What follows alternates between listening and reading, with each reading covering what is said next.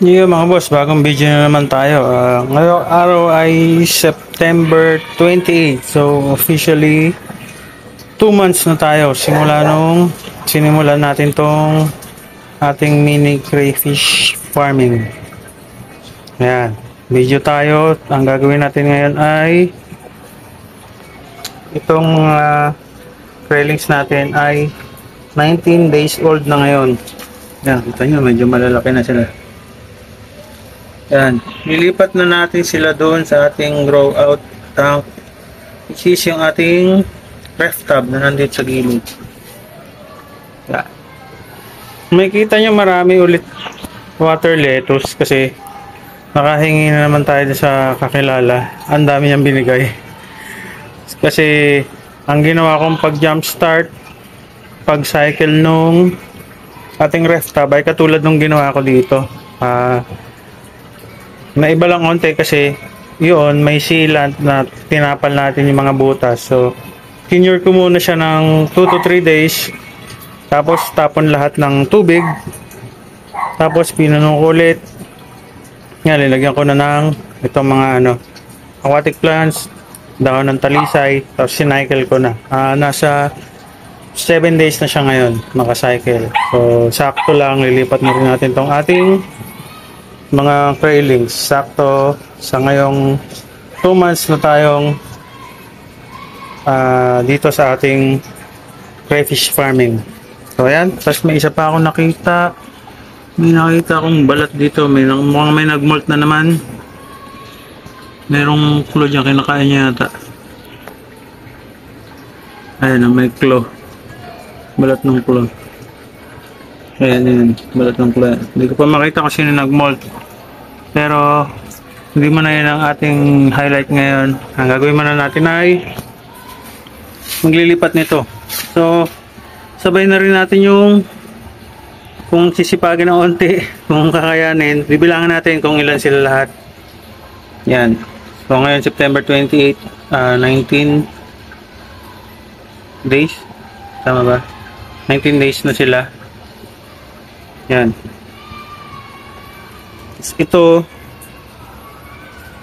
konti pa. Pero pansin ko may mga malalaki na eh. Siguro yun talaga maganda pag malaki talaga yung space nila eh. Mas mabibilis lumaki. Pero dito marami na. Meron namang dito eh. Pansin ko parang may half inch na. So yan. Patayin ko na muna yung aerator dito. Hindi ko na muna sila pakakainin kasi lilipat nga natin. Para sa akin kasi mas stressful kung busog ka tapos saka may lilipat. Sa paglipat natin, hindi man natin ulit sila pakakainin tulad ng ginagawa natin pag meron tayong bagong lipat sa bagong lagayan. So yan, gawin ko muna to. Video ulit ako pagkatapos ko kunin lahat, tapos mabilang sila lahat. Tapos video ulit ako pag i-acclimate na natin. Okay, yung mga nandito, napakain ko na to, tsaka ito. Pakain ko na sila. Ito mga to, hindi mo natin papakainin.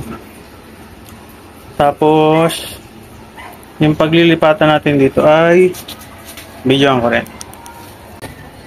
Ayan, ito yung paglilipatan natin dito. Pinatay ko na yung pump nya. Kasi masyadong malakas. Ang gumagana na lang ngayon dito ay yung aerator. Ayan. Dalawa yung nandito natin. Meron tayong tulad nung nando natin na mahabang airstone tsaka yung sponge filter na maliit yun. I-adjust ko muna ulit yung doon dahil magalaw natin. So yan, eto pinakubera ko kasi para may mag-swimming na ipis na sprayan. Ito palang may cover kalahati kasi tira lang yan pero bubuuin ko yan, bibili ulit ako. Ang gagawin natin ngayon bago natin ilipat ay magbabawas ako ng mga water lettuce. Yan, ang dami. Punong-puno sila.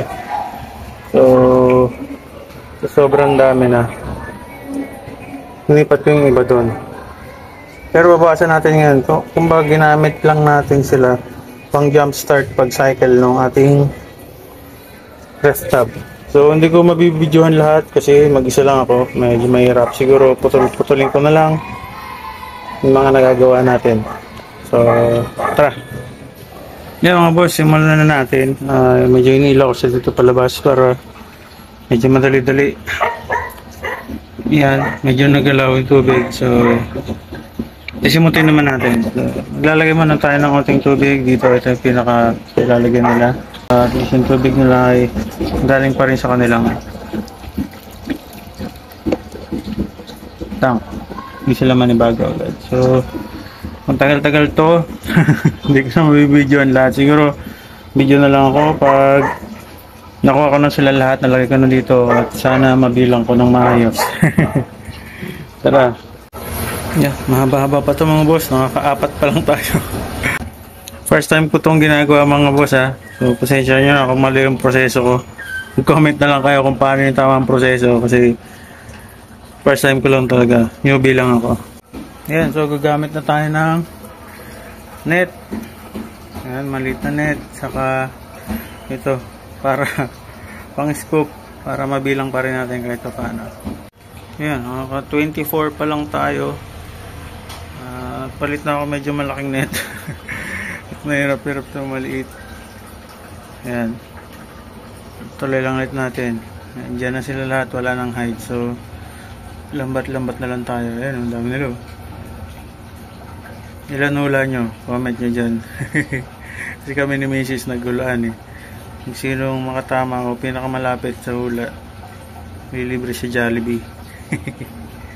So, tuloy ko lang. Ayan, dahil pa nila. So, ayan mga boss. Ang total lang nabilang natin ay 87 pieces lahat. Yan. Wala na dito. Siguro kung hindi nahugot yung aerator, walang mga namatay. Siguro abot ng 100 plus to. Mga 110, 120. Kaya lang, wala. Yan talaga eh. Kaya, nag-upgrade ako ng ganyan. Itong ginawa ko. Yung splitter. Yan, hindi na siya nahuhugot. Yan. Splitter na rin. Pati yung pupunta dun sa ref tab natin. So yun, 87 pieces. Sino tumama sa inyo? Wala, ang layo ng mga huluan na hula namin ni Mrs. Siguro kung wala mga namatay, malapit-lapit yung hula ko. 100 plus yung hula ko. So yan. Acclimate na natin to doon. Habang lilinisin ko to. Tapos, uhulihin naman natin yung buried natin dito. Yung unang-unang buried. Kasi, yung pinakananay nito na nag-drop ng September 9 after 6 days ayan sa gilid dyan ang pwesto niya. After 6 days nag-lay na ulit ng egg. So ayan, huliin natin siya kung asan man siya ngayon. Huliin natin siya tapos dito ulit ang kanyang magiging tank. Yan, kasi na-try niya na dito so medyo komportable siya dito. Tapos ngayon, tatlo yung buried na natin na nandyan eh. Hindi pa natin mahuli. So, yung unang huli natin, yung unang nag-lay ng egg. So, after nito, 6 days lang, mga September 15, nag-lay na ulit siya ng egg. So, anong petsa na? 28 na. Mag 2 weeks na siya. Kunin na natin. Kasi, may stress siya lalo dito. Ang dami niyang kasama. Tapos, ang dami na nilang buried dito. Tatlo na. Tapos ito, September 17, bali 11 days pa lang siya ngayon. Siguro after 2 weeks. After 2 weeks, harvest na rin tayo dito. Lipat na ulit sa ref tab. Tapos, huli ulit tayo dito ng isa pang buried. Yung pangalawang buried na nakita ko. After 4 days, nung nag-buried yung pinakaunang female natin na nag-drop ay may nag-lay na naman ng egg. So sabihin na natin September 15 yung isa, September 19 or 20 naman yung kasunod. Tapos after nun yung pangatlo, after 3 days lang ulit nakita ko nag-egg na naman. So yun lang yung pagitan nila, 4 days to 3 days. So yun, acclimate ko muna to. Linis to, tapos huli na ulit dito. Yun, naka-acclimate na sila doon. Kumuha ko itong isang tray na to. Tsaka yung side nila dito, nilipat ko dito. Kunin ko yun kasi mga pang medyo malalaki na yun. Nilipat ko dun sa ating grow out para sakli habang lumalaki sila. Yan na yung pinaka-height nila. Tsaka maraming ganito to, parang 4. 3 dun sa may isang malaking butas, tapos isa dun sa may maliit. So, papalit ko lang itong mga to dito para yan. Sakto lang din kasi to sa size pa nila. Itong mga straw ng milk tea. Ito, magamit din nila to hanggang medyo malaki na sila kahit nasa 2 inches na sila. Sakli pa sa kanila itong ganitong egg tray. Yung tray nyo, nabili ko lang din to sa Lazada. Wala akong makita sa palengke. Puro yung hindi, hindi ganito. Hindi maraming butas. So, yan, palit ko lang muna. Video ulit tayo. So, yan na. Palipat na natin yung doon. Yan. Kaya ganyan yung kulay niya dahil sa daon ng talisa yung tubig. So ito, 9:25 natin sila sinimulan ng Clemenso. Every 5 minutes dapat magagawa nyo itong ganito. Yung hinahalo-haluan nyo ng onting tubig galing dito sa paglilipatan nyo para paano unti-unti na-adapt na nila pag-acclimate sila ng okay, hindi sila mabibigla. So unti-unti lang, every 5-10 minutes papatakan nyo yan hanggang umabot kayo ng 45 minutes. Siguro gagawin ko 45 minutes para medyo mas safe tayo doon. So 45 minutes. So yan, ayusin ko pa, bawas na yung mga niya, water lettuce yan. Ando na iba, lagay ko, siguro babawas pa ako konti dito. Tapos, ano pa akong pandagan dito sa egg tray kasi umangat siya talaga. So yan, after 5 minutes ulit, napatakan natin ulit. Ayan, may mga isda. Nalagyan ko na siya ng isda. Parang test fish din natin. Okay na. Mga maliliit nilagay natin para siyempre hindi makain o hindi nila kainin yung mga krayllings natin. Medyo madumi tignan kasi nagalaw natin. So, pag tumining yan, okay na ulit yan. Patakan lang natin ulit sila ng onte.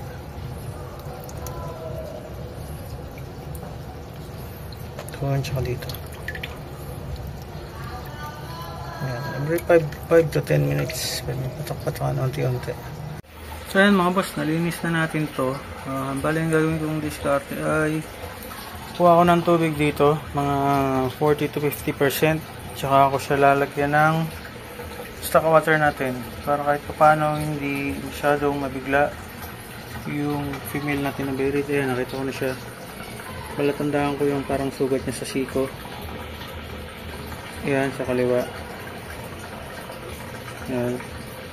Pero hindi siya masyadong mabigla. Kuha tayo dito 40 to 50% ng tubig. Tapos hahaluan natin ang stock water natin doon. So gawin ko muna. Tapos yung paghuli, di ko alam kung kakayanin ko mag-video mag-isa, bahala na. Pero gawin muna natin para mabilis-bilis. So ito yung female natin mga boss. Yung pinakauna nating berry. Ayan. Ang mag-video mag-isa. Ayan, kita nyo may eggs na naman. After 6 days yan, yung pagbalik natin sa kanya dito sa main tank natin, nakita ko nag-delay na ulit siya ng eggs. So pang eggs niya na to ay nasa 2 weeks na.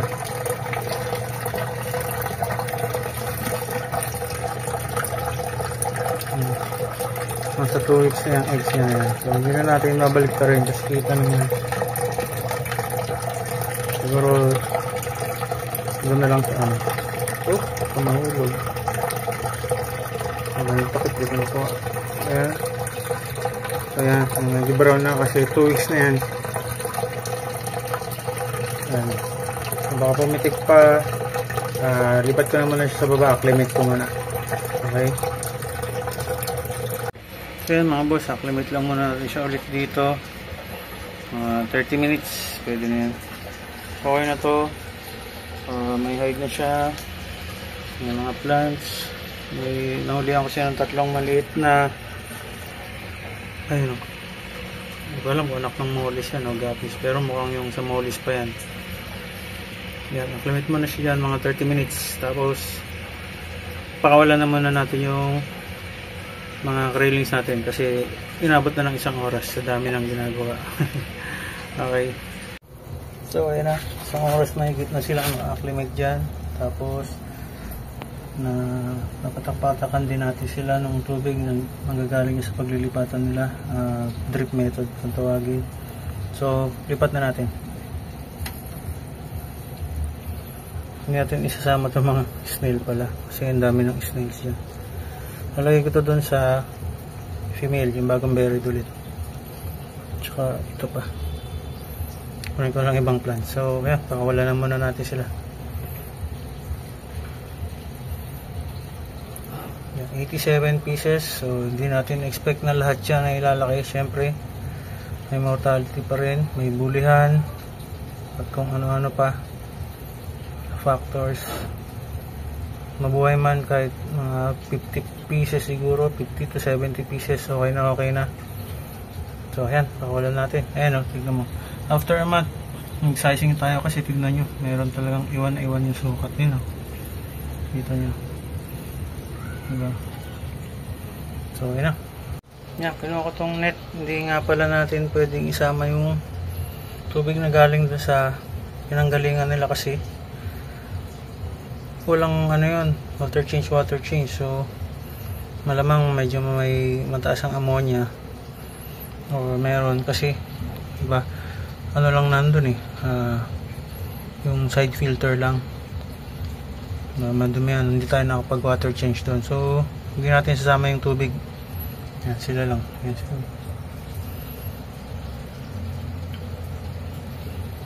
Yan. So, tapon muna natin. Ang hirap mag-video mag-isa. So, teka, tapon ko muna yung tubig. Yan. So, tapon na natin. Pero meron pa rin. Okay na yan. Sama natin. Unti lang naman yan. Yan. Bali yan sila lahat. 87 pieces. Ang ating first batch ng graylings. So, yan. Oh. Salamat. Ilaki ang kayo lahat.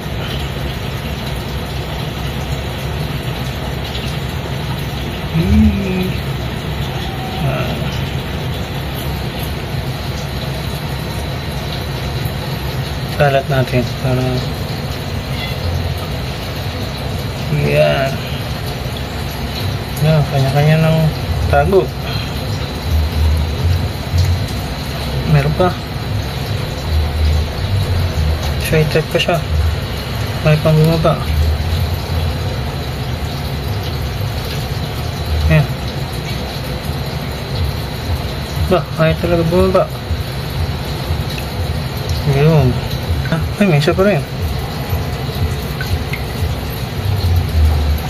Yan.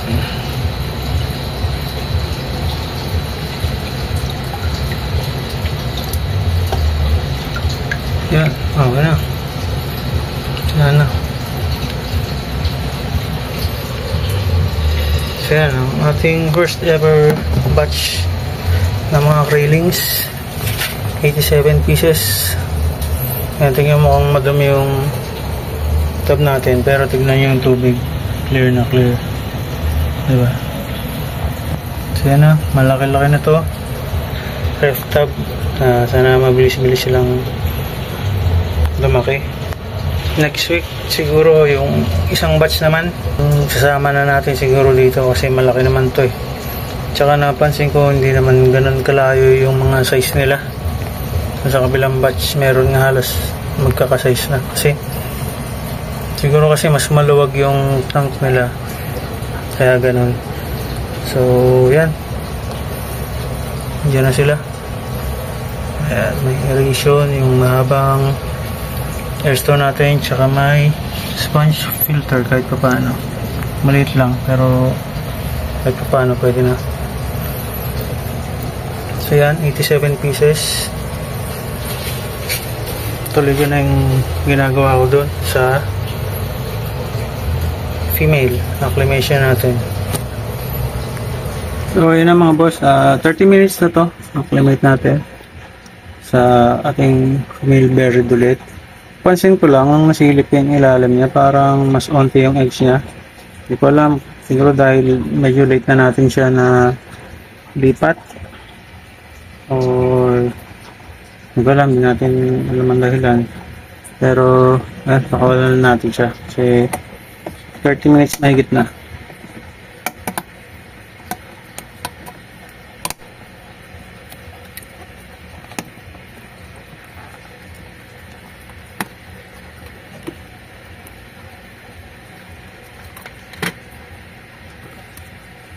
Hirap na siya mag-isa. Hirap talaga mag-video mag-isa. Sige na.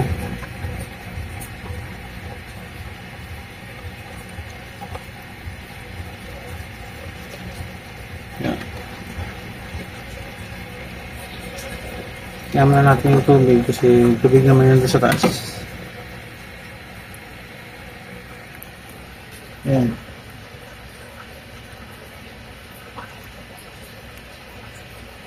Gano'n na siya ulit ng 5 weeks. So, palitan na natin to. Ang nalagay natin sa kanya ay buried ng September 15.